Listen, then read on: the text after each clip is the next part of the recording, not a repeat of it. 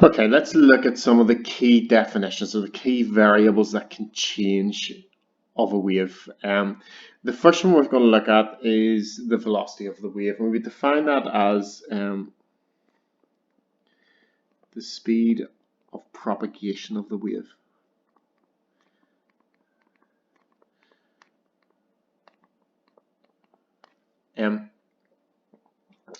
That sounds more complicated than it is. Essentially what we're saying is if we have a water wave,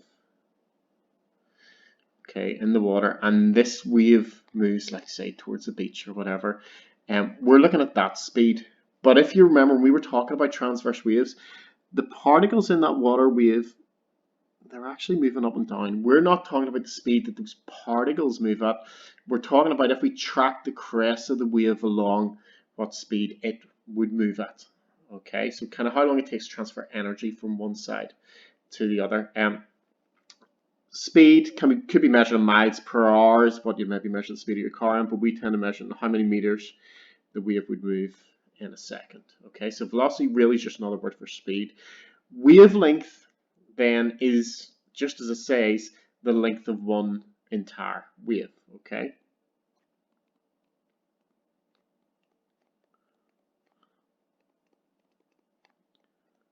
And we just measure that in meters. Now, what is one entire wave? Well, in the case of a transverse wave, one entire wave is an up and down portion. Okay, so a crest, up portion, and trough, down portion. So that there would be a wavelength. However, we can also measure it, and it's probably easier measuring it from one crest to the next crest, or from one trough to the next trough. So all of those things that I've labeled there on those blue arrows are wavelengths.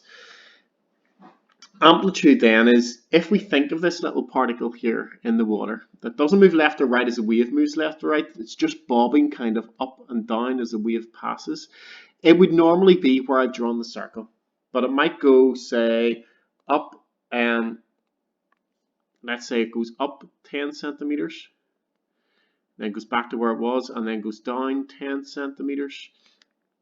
Our amplitude is defined as the maximum distance really it gets away from its normal or mean position.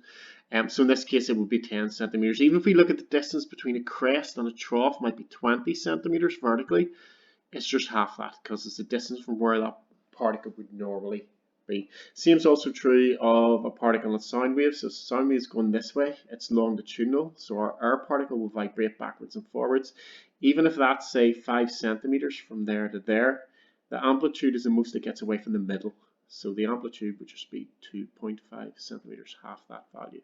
So our definition of amplitude is the maximum displacement, which is just another word for distance, from the mean average position, or where it normally is, essentially. And that would also be measured as distance, so it will be measured in meters. Frequency then is the number of vibrations or oscillations that occur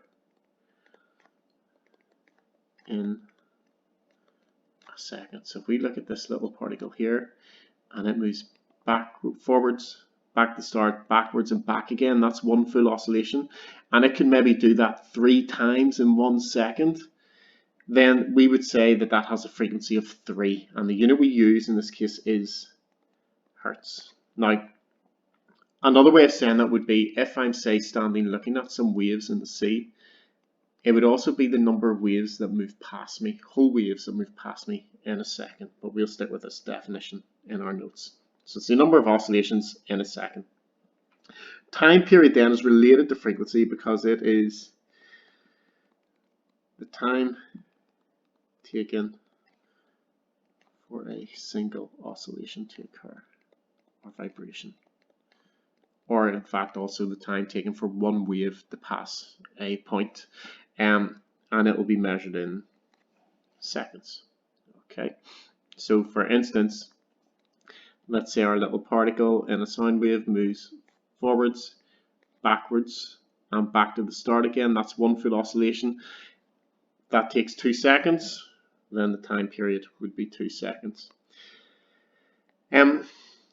So we can label this on a graph of our wave. Now this graph, we're going to say it is distance along the wave, kind of on the x-axis, and this will be displacement or distance that the particles have moved away from the usual position on the y-axis. For instance, if this was, say, a pond, all the water particles on the surface of that pond would usually be in this mean position.